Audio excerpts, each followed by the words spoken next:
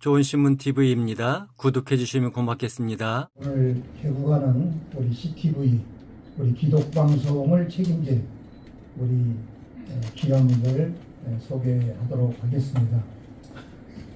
성경환 고모님이십니다.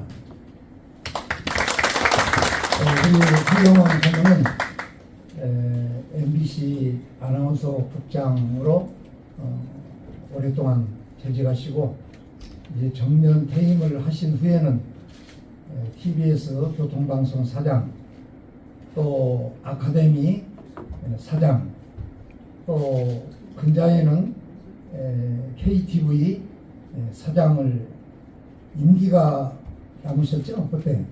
그런데 이제 정부 윤석열 정부가 오면서 한 1년 이상 남은 임기를 퇴직하시고 지금은 항공대학교 교수로 수고하고 계십니다. 이분이 특별히 우리 기독신문사 자문역을 이렇게 맡아서 우리 CTV를 세우는데 지금까지도 많은 일을 해주셨지만 앞으로 진행될 모든 방송의 책임을 다 지고 계십니다. 이따 인사말 시간을 통해서 자세한 내용을 듣기로 하고요.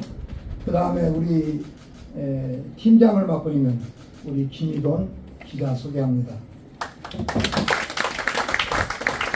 그 다음에 PD 신용섭 PD 소개합니다.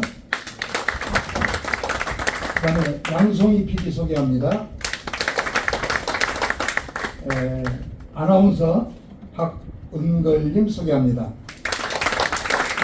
이분은 특별히 우리 합동축 교단의 목사님 자녀로 알고 있습니다. 제가 자세한 내용을 몰라서 이 정도 소개하고 이제 우리 고모님 모셔서 우리 미디어 팀을 대표해서 한 말씀 듣도록 하겠습니다. 방금 소개받은 성공문입니다.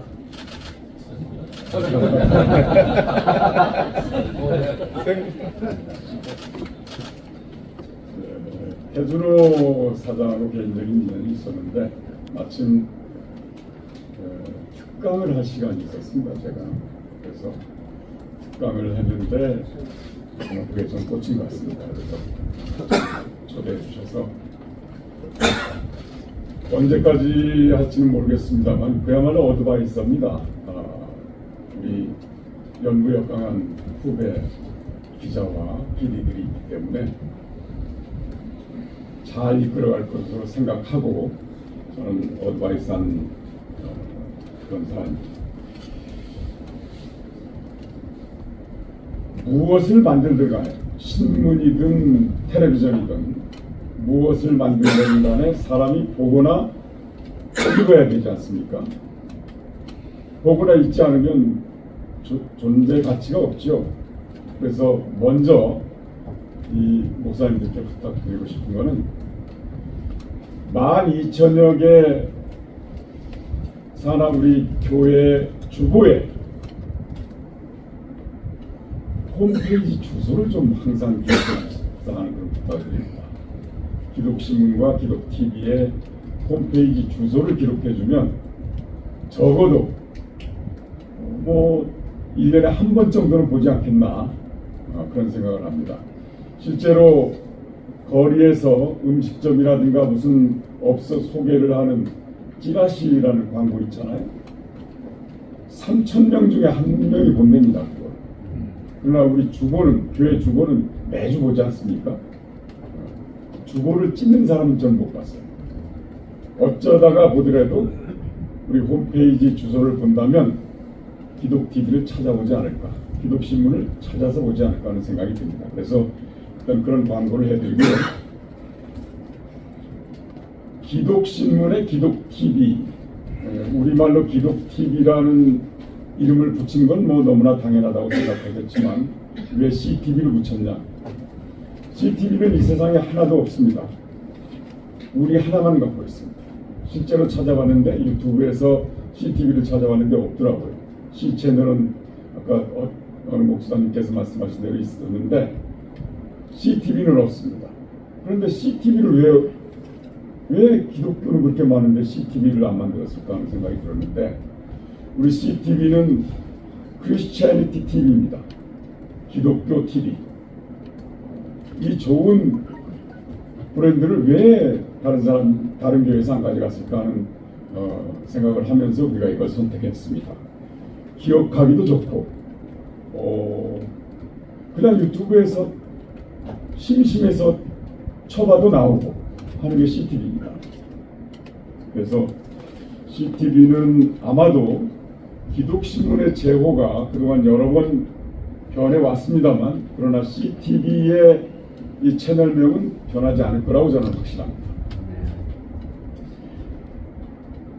뭐 이미 다들 아시겠지만 케이블을 만들건 공중파를 만들건 돈이 엄청나게 듭니다. 그러나 뉴미디어 시대에는 굳이 그렇게 할 필요가 있을까? 실제로 거실이나 안방에서만 볼 수 있는 케이블은 노인들만 봅니다. 스마트폰에 나오는 케이블, 스마트폰에 나오는 유튜브, 스마트폰에 나오는 모든 미디어는 화장실에서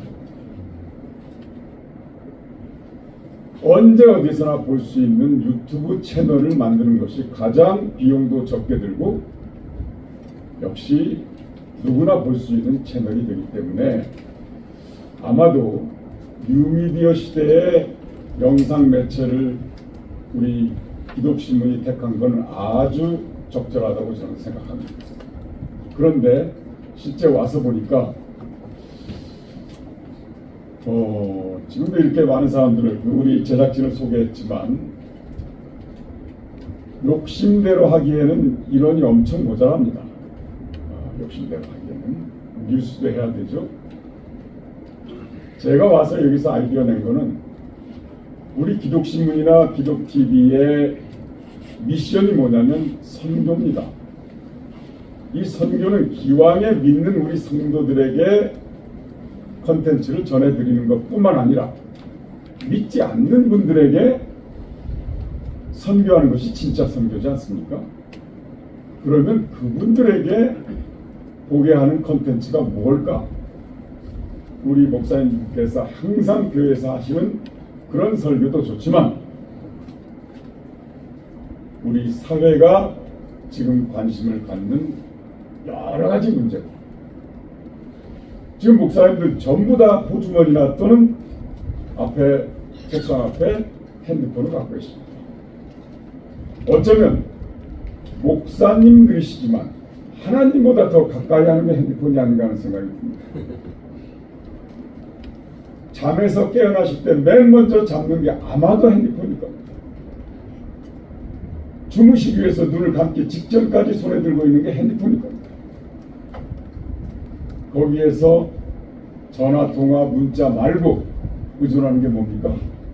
네이버 검색, 구글 검색일 겁니다. 궁금한 거, 내가 필요한 거 다 거기서 검색합니다. 하나님께 기도하기 전에. 이게 사실 아닙니까?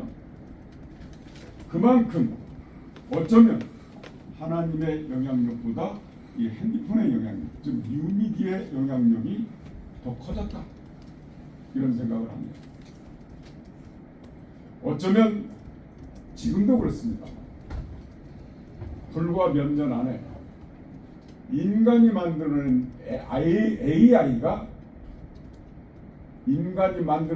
AI가 인간을 지배하는 그런 세상이 될지도 모르겠다는 걱정을 합니다. 실제로 그런 걸 만들어낸 사람들은 그런 얘기를 합니다. AI에 관한 윤리교육을 먼저 해야 된다. 저는 우리 기독교가 AI에 좀 늦었다고 생각합니다만 지금 목사님들께서 하시는 설교 중에 반드시 그것을 포함되어야 된다고 생각합니다. 어쩌면 하나님의 권위에 도전한 바벨탑보다 더 심각한 문제를 이야기할 수도 있겠다, 그런 생각을 합니다. 그래서 저희 CTV에서는 장차 우리 신학교 교수님들과 함께 치밀하게 기획을 해서 그러한 다큐멘터리 콘텐츠도 만들어 볼까 합니다. 4차 산업 시대에 우리 기독교는 어떤 역할을 해야 됩니까? AI 시대에 어떤 역할을 해야 됩니까? 저출산 시대에 어떻게 해야 되는가? 기후 환경에 우리 기독교는 어떻게 대처해야 되는가? 이러한 아이템들을 목사님들과 또는 신학교 교수님들과 함께 만드는 테드 형식의 다큐멘터리를 만들어 볼까 합니다. 물론 어려운 문제겠습니다만 적어도 그러한 컨텐츠들이 믿지 않는 사람들까지 보게 만드는 CTV가 되지 않을까 그런 생각입니다. 그래서 기독신문과 CTV의 선교의 목적을 제대로 수행할 수 있지 않을까 그런 생각을 해서 앞으로 그런 기획들을 많이 하고 또 목사님들의 협조를 많이 구할까 합니다. 사람도 더 뽑아야겠지만 그런 노력을 할 테니까 많이 지켜봐 주시고 먼저 말씀드린 대로 12,000여 교회 주보에 반드시 기독신문과 CTV의 홈페이지 주소를 기입해 주십사 하는 부탁을 드리면서 인사드립니다. 감사합니다. 좋은 신문 TV를 시청해 주셔서 감사합니다.